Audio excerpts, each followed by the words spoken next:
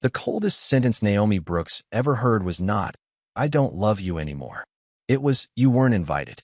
The words fell across the polished conference table like ice dropped into crystal, quiet enough not to startle anyone, sharp enough to change the temperature of the room. Outside the 57th floor windows of Whitmore Tower, Manhattan glittered in late winter sunlight. All steel, glass, and expensive ambition, but inside the private legal suite, everything felt colorless. Naomi sat with her hands folded over a leather folder, her wedding ring already removed, leaving behind a faint pale circle on her deep brown skin where 12 years of marriage had once lived. Across from her, Preston Whitmore did not look at the mark. He did not look at her much at all. He was dressed the way the world expected a billionaire to dress when ending a life with someone. Navy-tailored suit, silver cuff links, a watch worth more than most houses in her old neighborhood, and a face so controlled it might have been carved from marble. His attorney slid the final documents forward, pages full of numbers, properties, accounts, signatures, and elegant language designed to make cruelty sound professional. Naomi had read every line. The penthouse had gone to him. The lake house in Vermont had gone to him. The private art collection, the Whitmore family shares, the charitable foundation offices, even the Blacktown car she had chosen after Preston's first major public speaking tour had been assigned, transferred, settled, divided. That was the word everyone kept using. Divided. As though a marriage were a cake at a reception. As though years could be measured by square footage and bank balances. As though the woman who stayed awake editing his speeches at 2 a.m., who taught him how to speak to grieving mothers without sounding like a press release, who built the scholarship program that made his name beloved in neighborhoods he had never visited before her, could be neatly removed from the record with a fountain pen. Naomi lifted her eyes when the attorney mentioned the upcoming Whitmore Foundation Anniversary Gala, the same gala she had planned for 11 years, the same annual event where she once chose the student speakers, approved the community grants, and made sure the food vendors came from small local businesses instead of another luxury catering chain. "I assume I'll receive the schedule for the foundation transition," she said, her voice calm, almost gentle. Preston finally looked at her then, and for one small second, Naomi remembered the man who used to ask for her opinion before entering any room that mattered. Then his expression hardened. "There's no need," he said. "We already divided everything. The house, the accounts, the foundation, even the guest list." He paused, not because he was uncertain, but because he wanted the last sentence to land exactly where he aimed it. "You weren't invited." No one moved. The attorney lowered his eyes to the papers. The assistant near the door pretended to check her tablet. Somewhere beyond the glass, a siren cried faintly through the city, then disappeared into traffic. Naomi felt the sentence enter her chest, but she did not give it the satisfaction of showing where it hurt. She simply looked at Preston, this white man with his billion-dollar name and carefully managed reputation, and understood something with a clarity that almost felt merciful. He had not just ended their marriage. He was trying to erase her from the story that made him respectable. He believed exclusion was power. He believed an invitation could decide who belonged. Slowly, Naomi closed the leather folder and stood. Her black coat fell cleanly around her shoulders, simple, elegant, untouched by the room's quiet judgment. She picked up the pen, signed the final page, and placed it down with care. "You divided property, Preston," she said. "Don't confuse that with worth." Then she turned toward the door, walking past the assistant, past the framed magazine covers celebrating Preston's generosity, past the wall where her own photograph had already been removed. The hallway outside was bright and silent. For the first time in 12 years, Naomi Brooks had nowhere in his world to go. And somehow, with every steady step toward the elevator, she began to understand that this might be the beginning of her own. For 12 years, Naomi Brooks had been the woman standing just outside the spotlight, close enough to warm it, never close enough to be seen by it. Long before Preston Whitmore became the polished face on business magazine covers and charity billboards across New York, he had been a brilliant but guarded developer with money, connections, and almost no understanding of the people he claimed he wanted to help. Naomi remembered the first time she saw him speak at a community housing forum in Harlem. He stood behind a podium in a gray suit, explaining affordable housing with perfect numbers and empty language, while the mothers in the front row stared at him as though he had arrived from another planet. Afterward, she found him near the coffee table, untouched pastries arranged between them like a polite barrier. "You know they did not believe a word you said," she told him. Preston had looked startled, then amused, then genuinely curious. "And you do?" he asked. Naomi, then a 32-year-old financial counselor at a nonprofit, lifted her paper cup and studied him over the rim. "I believe you know how to count money. I do not believe you know how to count cost." That sentence had changed the direction of both their lives. He asked her to consult on one neighborhood project, then another, then a scholarship fund. She taught him that philanthropy was not a photograph with smiling children, but a promise that had to survive after the cameras left. She made him sit in church basements and public school gyms, not at VIP tables, but in folding chairs beside grandmothers, bus drivers, nurses, veterans, single fathers, and tired women who carried entire families on hourly wages. She corrected his speeches until they sounded less like strategy and more like service. She reminded him never to say he was giving people a future, because people already had futures. What they needed was access, respect, and someone with power willing to move out of the doorway. In those early years, Preston listened. He watched Naomi move through rooms with a grace that did not beg for approval. Her deep brown skin glowed under fluorescent lights and chandeliers alike, and her voice, steady and warm, could quiet an argument faster than any boardroom threat. He began asking for her thoughts before meetings, then during meetings, then after midnight when worry loosened his polished confidence. Love did not arrive like thunder. It arrived like routine. Her coat on the back of his office chair, his coffee growing cold while he listened to her explain community trust. Their laughter in a rented town car after a donor dinner where everyone had underestimated her and regretted it by dessert. When he proposed, he called her his compass. At the wedding, he said she made him want to become a better man. For a while, Naomi believed him. The Whitmore Foundation grew from a tax-friendly idea into a respected institution because Naomi gave it bones, breath, and memory. She remembered students' names. She called families after surgeries. She pushed the board to fund trade schools, childcare grants, legal clinics, and emergency rent support when other donors only wanted glamorous scholarships with glossy brochures. Preston received the awards.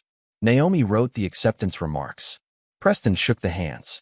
Naomi made sure those hands were not empty afterward. At first, he thanked her in public, then only in private, then only when someone important was listening. The change was quiet, almost polite, which made it harder to accuse. Her chair moved farther from the head of the table. Her suggestions became too emotional. Her questions about transparency became bad timing. When wealthy friends praised Preston's compassion, he smiled as if compassion had been born inside him fully dressed. Naomi would sit beside him in silk and pearls, feeling the room admire a man they did not know had been taught how to care. Still, she stayed, not because she was weak, but because marriage, to her, was not something abandoned at the first sign of winter. She believed people could forget themselves and find their way back. She believed love could correct pride.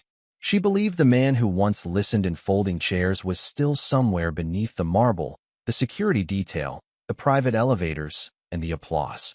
What Naomi had not understood was that some people do not lose their way all at once. They trade small truths for comfort, one by one, until the lie feels like home. Vanessa Hale entered Preston Whitmore's world the way winter enters a room with poor windows, quietly at first, then all at once.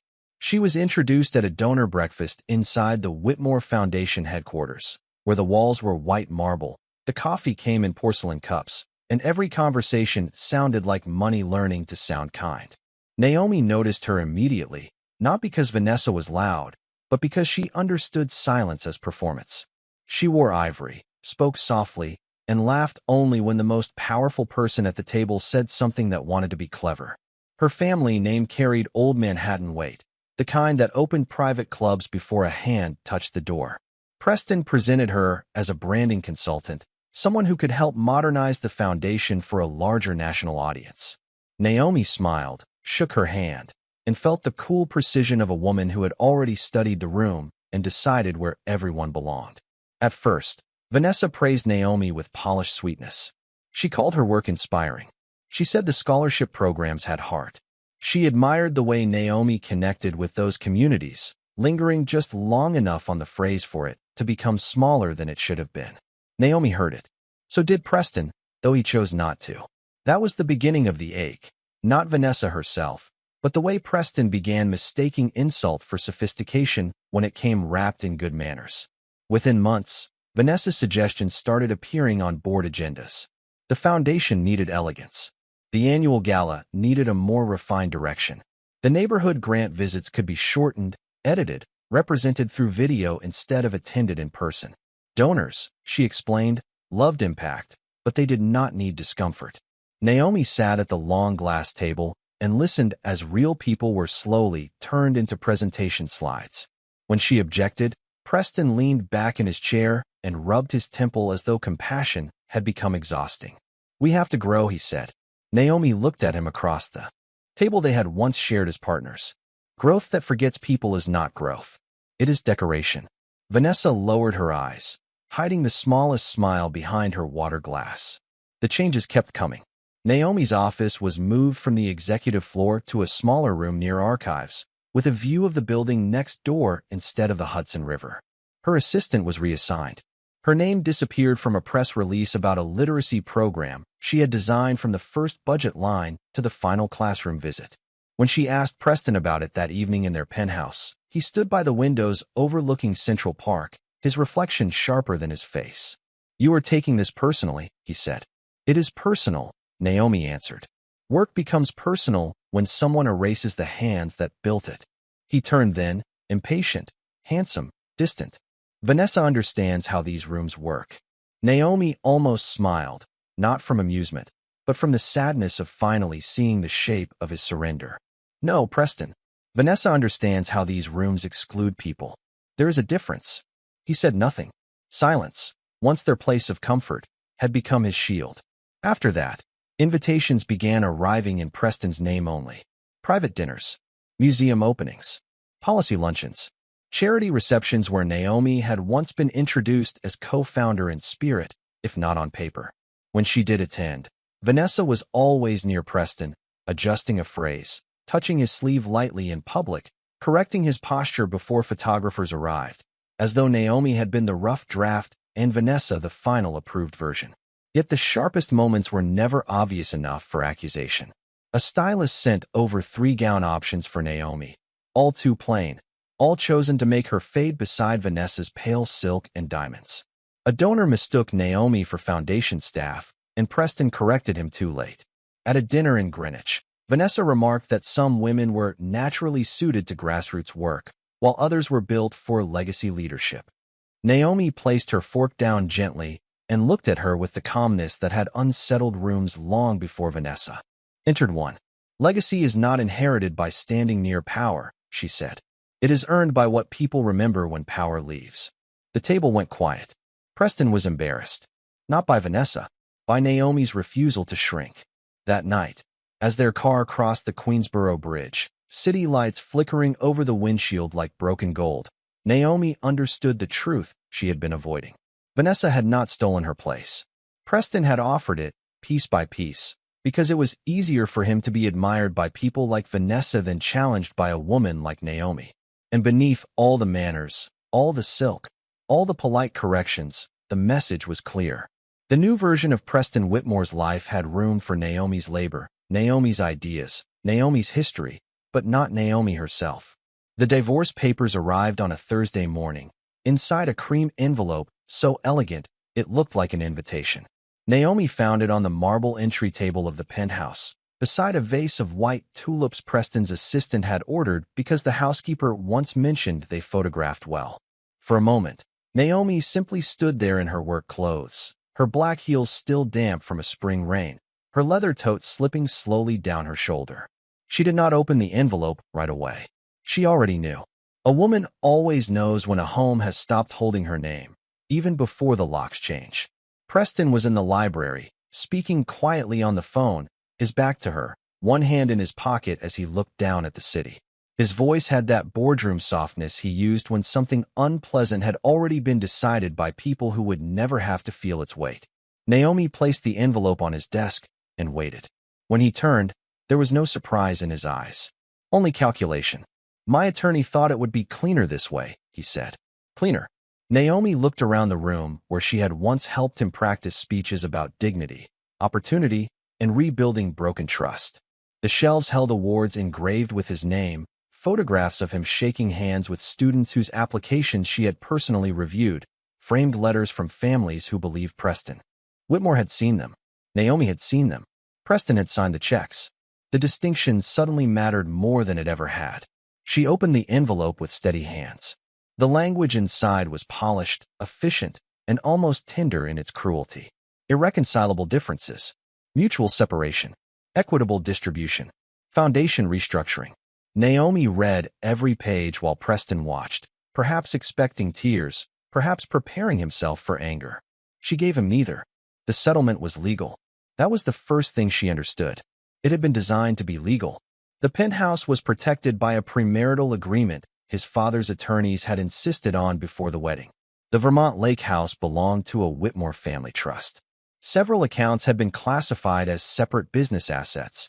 Though Naomi remembered the late nights she spent helping Preston decide where those investments should go.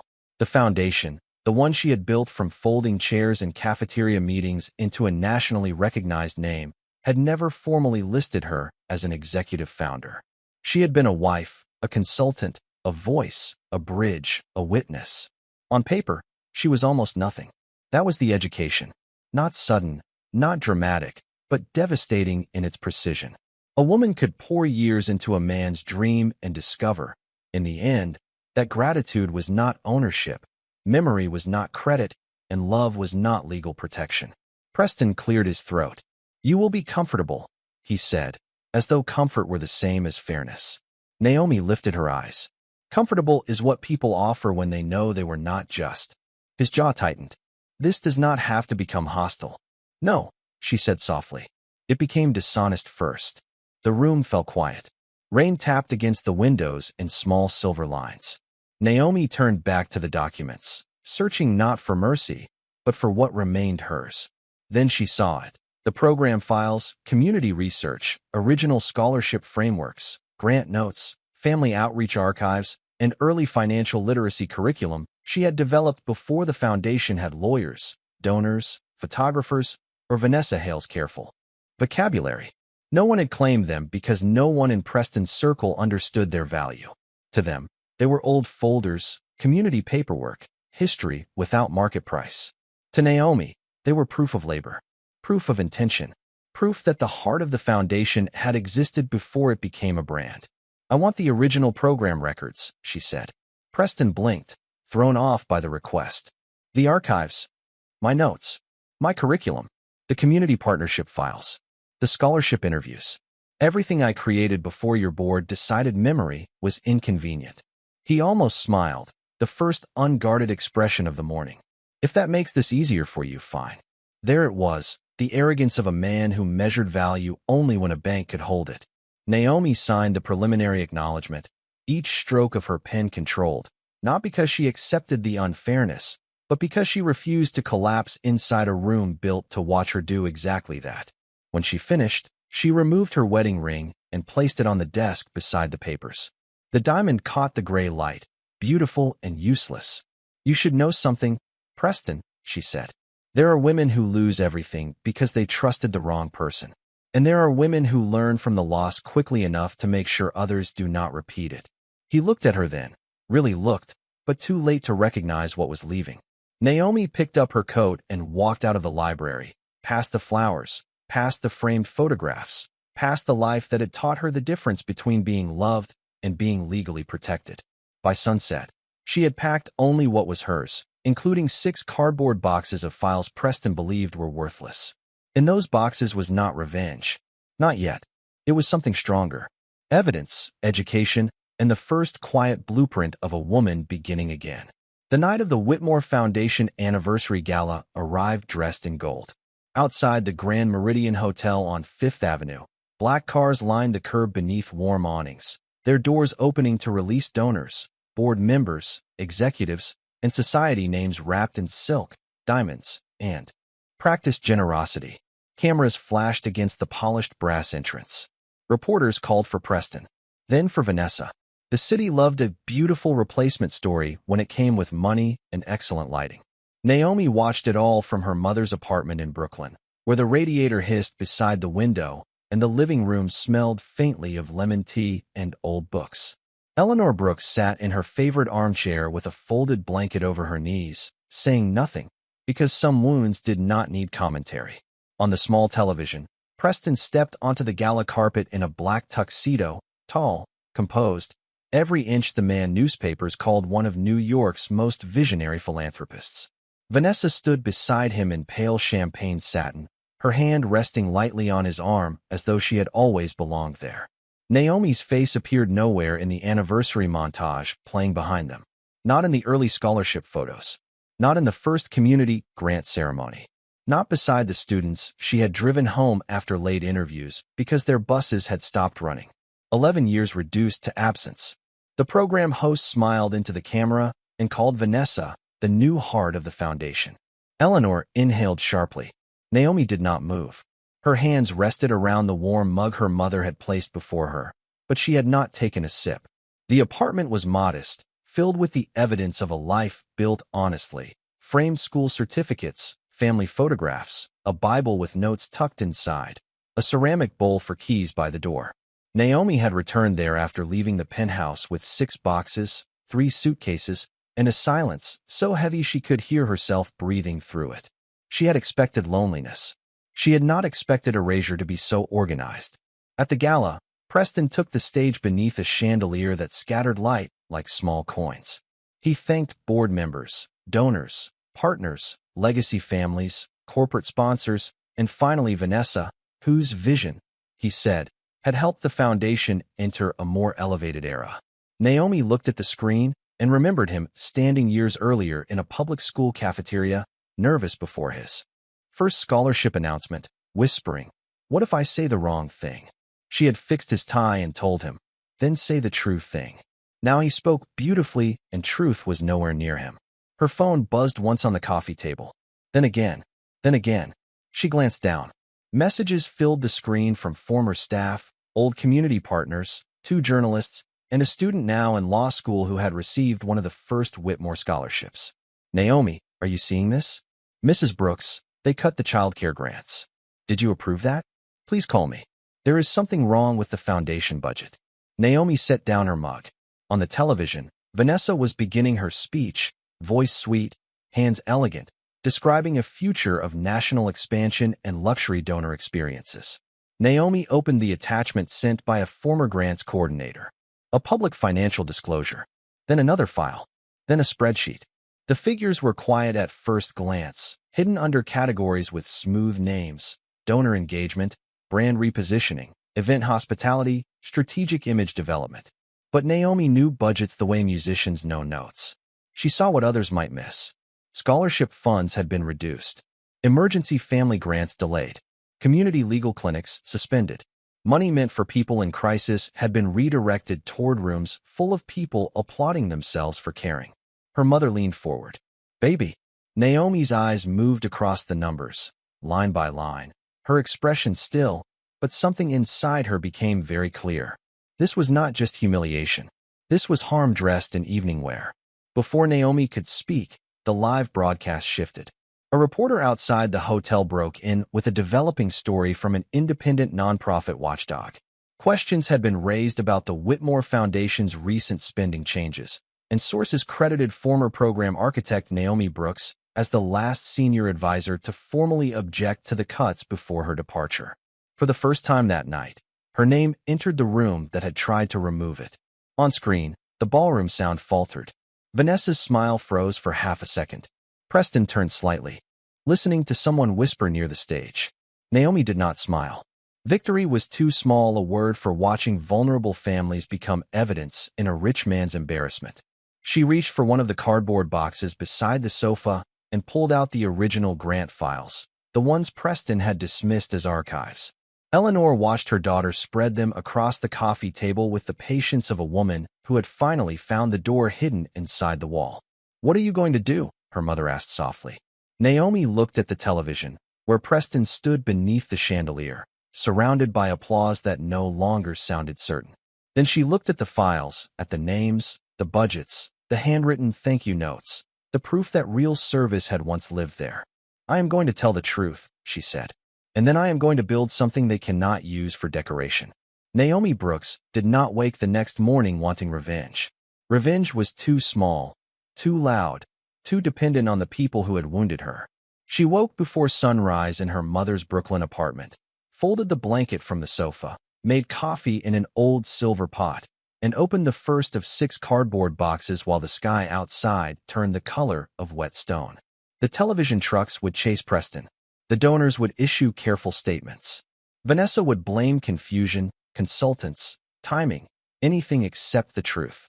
Naomi had no interest in joining their performance. She had spent too many years watching wealthy people turn accountability into a public relations exercise. What she wanted was quieter and much harder. She wanted women to stop losing their lives in rooms where everyone else understood the paperwork. By 8 o'clock, the coffee table was covered with files, legal pads, old grant applications, workshop notes, and the handwritten budget exercises she had once used in community centers before the Whitmore name was attached to anything. Eleanor moved around the kitchen without interrupting, placing toast near Naomi's elbow, refilling her coffee, letting her daughter turn grief into order. That had always been Naomi's gift. She could look at ruins and find the beams that still held. 3 weeks later, she rented a narrow office above a pharmacy on Fulton Street. The paint was chipped, the elevator groaned, and the front window faced a bus stop instead of a skyline. But the rent was fair and the afternoon light came in warm. She named it Second Ledger because every life, she believed, deserved another page where the numbers were finally written honestly. The first workshop had 7 women. A recently divorced nurse who had never seen the mortgage statements. A grandmother raising 2 children after her daughter moved away for work. A 26-year-old receptionist with damaged credit from a relationship she was ashamed to discuss. A bakery owner whose husband had handled every tax document for 15 years. They arrived carrying canvas bags, guarded expressions, and the quiet embarrassment people feel when they think not knowing something means they have failed. Naomi stood before them in a navy dress. Her hair swept back, no diamonds, no borrowed power, only a whiteboard and a stack of folders she had paid to print herself. There is no shame in not being taught, she said. The shame belongs to systems that benefit when you stay confused. No one spoke for several seconds. Then the nurse began to cry silently, not from weakness, but from the relief of hearing her fear named without judgment. Naomi passed her a tissue and continued. She taught them how to read a lease, how to request a credit report, how to separate marital property from personal records, how to keep copies of tax returns, how to ask questions at a bank without apologizing for existing. She explained budgets not as punishment, but as language. She explained contracts not as threats, but as maps. Each week, more women came. Some took 2 buses. Some brought children who colored quietly in the corner while their mothers learned about savings accounts and legal aid clinics. Some were black, some Latina, some white, some Asian, some wealthy enough to be embarrassed by their own confusion, some counting quarters for train fare. Naomi treated them all the same, because dignity did not change with income. By the 3rd month, a retired attorney volunteered on Tuesdays. By the 4th, a local credit union offered free financial counseling. By the 6th, a community college invited Naomi to teach a weekend seminar called Money, Marriage, and Self-Protection. The title made her smile for the first time in days. Not because it was glamorous, because it was useful. Meanwhile, articles about the Whitmore Foundation came and went. Preston's board announced reviews. Vanessa resigned from her consulting role with a statement full of polished regret. Reporters called Naomi for angry quotes, but she gave them only facts. She would not turn harmed families into weapons. She would not let her pain become entertainment for people who had ignored the problem until scandal made it fashionable. At night, when the office was empty and the bus stop lights glowed through the window, Naomi sometimes touched the pale circle where her ring had been. The ache was still there. She did not pretend healing was a speech or a new dress or a headline. Healing was a printer that jammed before a workshop. Healing was carrying folding chairs up 1 flight of stairs because the elevator stopped again. Healing was a woman returning after class to whisper, "I opened my own account today." One evening, Eleanor visited the office and stood in the doorway as Naomi filed attendance sheets into a metal cabinet. "You look tired," her mother said. Naomi laughed softly. "I am. You also look free." Naomi looked around the little room with its chipped paint, borrowed chairs, and bulletin board covered in handwritten goals from women who had begun to believe themselves again. She thought of the penthouse, the gala, the guest list, the cold elegance of being erased. Then she looked at the words printed on the office door: Second Ledger, Financial Dignity and Life Rebuilding. For the first time, the life ahead of her did not feel like what remained after Preston. It felt like something that had been waiting for her name. 1 year later, Naomi Brooks returned to Manhattan under a sky the color of polished silver, not as someone waiting to be welcomed, but as someone whose name had become its own invitation. The National Forum on Ethical Philanthropy and Financial Justice was being held inside the Roosevelt Civic Center, a limestone building near Bryant Park where policymakers, nonprofit leaders, university presidents, attorneys, and donors gathered each spring to discuss the future of public trust. Naomi arrived alone in a charcoal wool coat, carrying a slim leather folder and wearing the same calm expression that had once unsettled boardrooms built to underestimate her. There was no diamond on her hand now, no borrowed title, no husband's last name printed before hers. Only Naomi Brooks, founder of Second Ledger, the small Brooklyn office that had become a citywide model for financial dignity workshops, post-divorce education, and community legal navigation. In 12 months, Second Ledger had helped more than 3,000 women review credit reports, recover access to personal documents, apply for housing protection, understand settlement terms, and return to school or work with steadier footing. The work was not glamorous. It did not glitter beneath chandeliers. It lived in folders, bus rides, childcare corners, bank appointments, and the trembling moment when a woman signed her own name without asking anyone for permission. That was why people trusted it. Inside the Civic Center, the lobby hummed with expensive coats, press badges, coffee carts, and soft conversations about accountability. Naomi had barely stepped past registration when a young woman behind the desk looked up and froze, recognition spreading across her face like sunrise. "Ms. Brooks," she said, her voice lowering with respect, "my mother attended your workshop in Queens. She said you changed the way she saw her life." Naomi touched the edge of the badge being handed to her. "Your mother changed her life," she replied.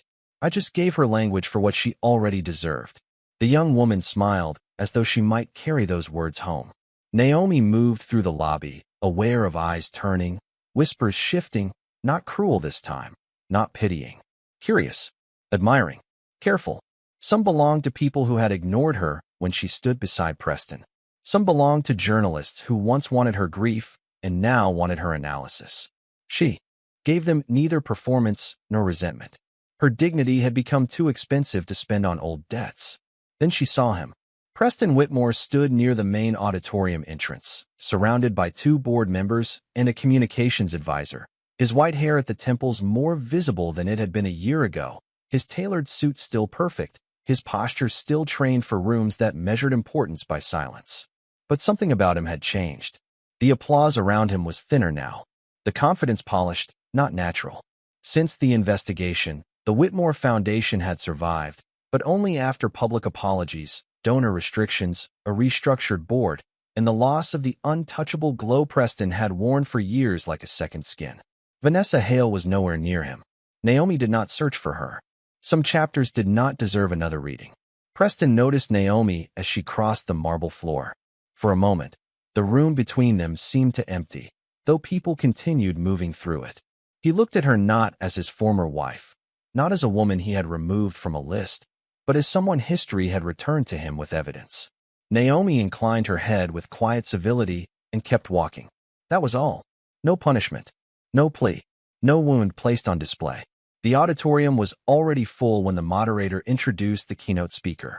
Naomi stood backstage, listening to the summary of her work, the numbers, the testimonials, the policy recommendations now being studied by nonprofit boards across the state. She thought of the first 7 women in the Fulton Street office. She thought of her mother's lemon tea. She thought of the cardboard boxes Preston had dismissed as worthless. Then her name was called. The applause rose slowly at first, then fully, filling the room with a sound that did not ask who had invited her, because everyone already understood. Naomi stepped onto the stage beneath clean white lights, her deep brown skin luminous against the simple black dress she had chosen that morning. She placed her folder on the podium and looked out across the audience. Preston sat in the front row, still as stone. Naomi did not speak to him. She spoke past him, beyond him, to every person who had ever controlled resources without understanding responsibility. Charity without respect is not service, she began. It is performance. And performance cannot feed a child, protect a home, repair a credit score, or restore a woman's confidence after she has been told that her contribution was invisible. The room went silent in the way honest rooms do when truth enters without apology.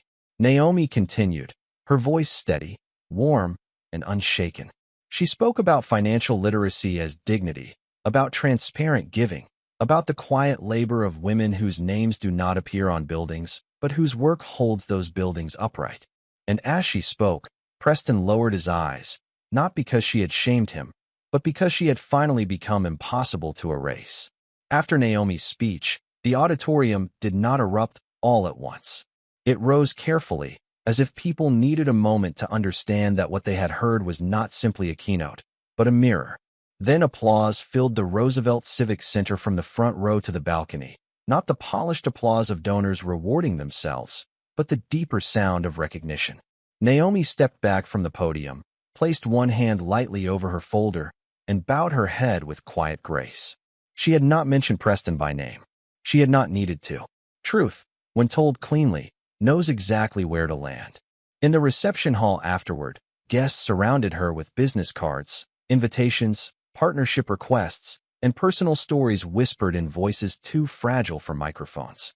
A university dean wanted her curriculum for adult education programs. A city council member asked whether Second Ledger could advise on financial protection workshops for women leaving long marriages.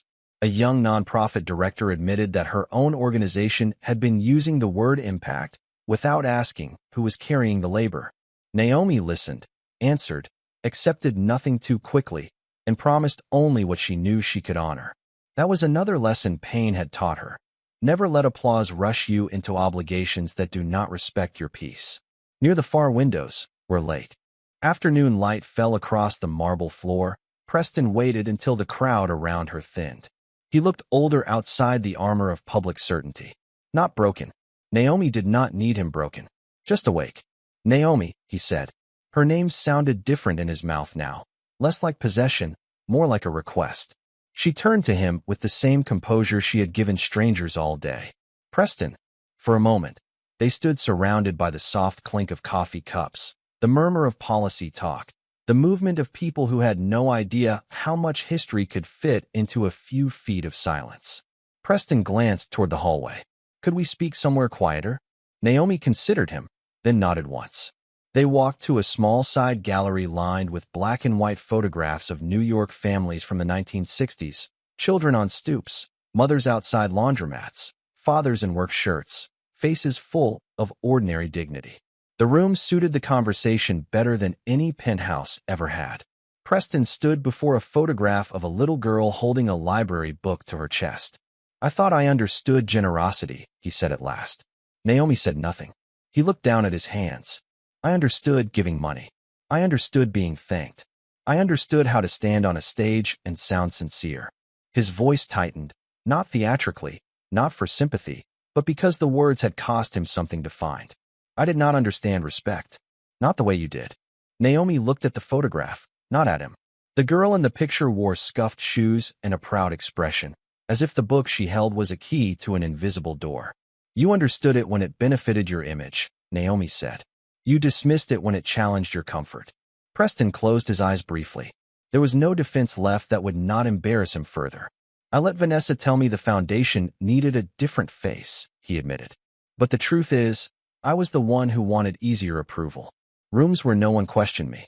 People who admired the version of me you helped build without reminding me what it required. Naomi absorbed the words in silence. There had been a time when such an admission would have undone her, when some tired part of her would have reached for the man beneath the mistake and tried to rescue him from himself. That woman had loved honestly. Naomi honored her, but she would not return to being her. Preston turned toward her. I am sorry, he said, for the divorce, for the way I let the lawyers reduce your life with me to terms and categories, for letting people erase your work, for not protecting your name when I knew exactly what it had built. The apology entered the room gently. It did not heal everything. It did not rewind signatures, headlines, lonely nights, or the humiliation of being made invisible in a story written with her hands. But it did something. It stood where denial used to stand. Naomi finally looked at him. An apology is not a bridge back, Preston. Sometimes it is only a marker that says someone finally saw the road they damaged. He nodded, accepting the sentence because he had earned no softer one. I know. Do you? She asked. Because regret can still be selfish if all it wants is relief. The words were not cruel. That made them heavier. Preston swallowed and looked toward the photograph again. Then tell me what to do. Naomi's expression softened, not with love returning, but with humanity refusing to become bitterness. Do not ask the woman you hurt to manage your redemption. Start with the families whose programs were cut. Restore the funds. Publish the records. Step back from the board if your presence protects your pride more than the mission. And when people ask who built what you nearly ruined, tell the truth without making yourself the center of it. Preston listened like a man hearing instructions in a language he should have learned years ago. Slowly he nodded. And us? The question was quiet, almost careful. Naomi looked at him, at the man she had once believed was her future, and felt no hatred rise. Only distance. Clean, necessary distance. There is no us to recover, she said. There is only what we choose to become after what happened. His face changed, not dramatically, but enough. Hope leaving can be very silent. Naomi adjusted the folder under her arm and moved toward the door. Before she stepped back into the reception hall, Preston spoke again. I thought I had divided everything. Naomi paused, her hand near the frame.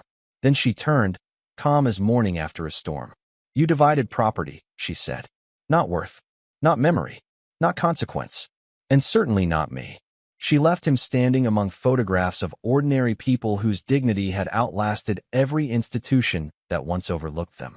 Outside, the reception lights warmed as evening settled over Manhattan. Naomi walked toward the voices calling her name, not because she needed them to prove who she was, but because this time, when a room opened before her, she entered whole. 3 months after the forum, Second Ledger held its first scholarship ceremony in the auditorium of a public library in Brooklyn, the kind of room with scuffed floors, honest lighting, and a stage small enough to make every voice feel close.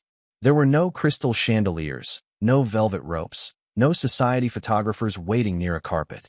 There were folding chairs, paper programs, grocery store flowers in glass vases, and children sitting cross-legged near the front because their mothers had come straight from work and could not find sitters. To Naomi Brooks, it was the most beautiful room she had ever entered. Eleanor sat in the first row wearing a soft blue dress and the proud, quiet smile of a woman who had watched her daughter lose a borrowed kingdom and build a real one with her own hands. On the wall behind the podium hung a banner printed by a local shop, Second Ledger Scholarship Night, financial dignity for every future.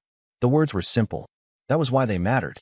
Naomi stood near the side of the stage, reviewing the names of 12 women receiving education grants, emergency housing support, business training funds, and childcare assistance while they completed certificate programs across the city. Each name carried a story, but Naomi had learned to protect people from becoming symbols without their permission. Dignity meant letting a person be more than the hardest thing they had survived. When the ceremony began, the room settled into a warm hush. A retired attorney who volunteered on Tuesdays spoke briefly. A credit union manager explained match savings accounts in plain English. A community college counselor promised office hours for every recipient. Then Naomi stepped to the podium. She looked out at the women who had trusted Second Ledger with fear, paperwork, hope, and the delicate work of beginning again. For a moment, she remembered the marble conference room, the final signature, the invisible circle where a ring had lived. The memory did not break her. It simply took its place behind her, where old pain belongs when it has finished teaching. A second ledger is not about pretending the first one never existed, Naomi said. It is about telling the truth about what was lost, what was learned, and what still belongs to you. In the third row, a young black woman named Talia Jefferson pressed both hands around her program. She was 22, the first in her family to attend college, and the recipient of the Eleanor Brooks Community Promise Scholarship, named without Eleanor's knowledge until that evening. When Talia's name was called, she walked onto the stage in a navy dress and sensible shoes, her eyes bright with the effort not to cry.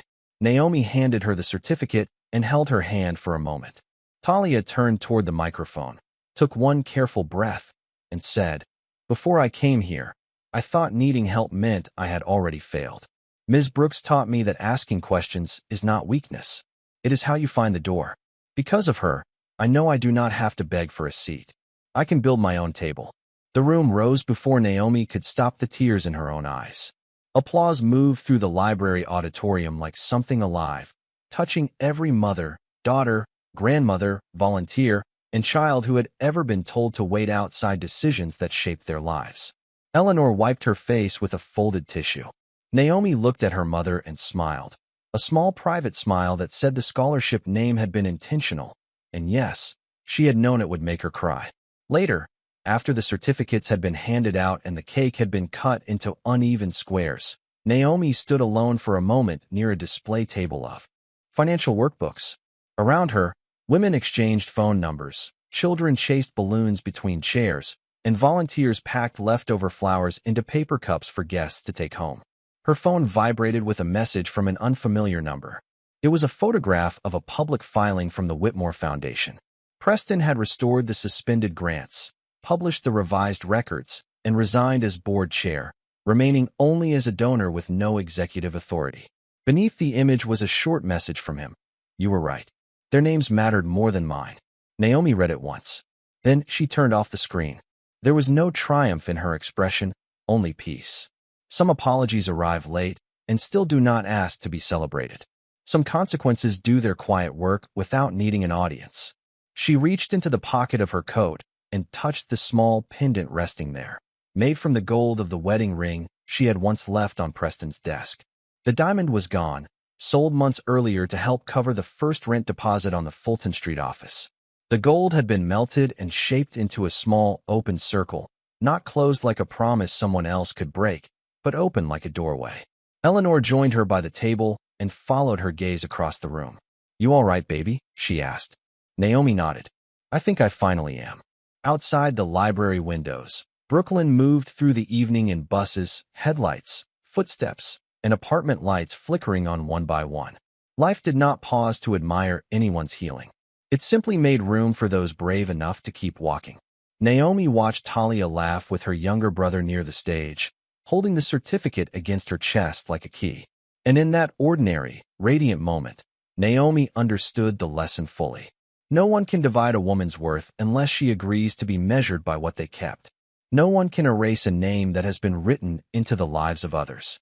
And sometimes, the room you were denied was only preparing you to build a place where nobody has to ask whether they belong.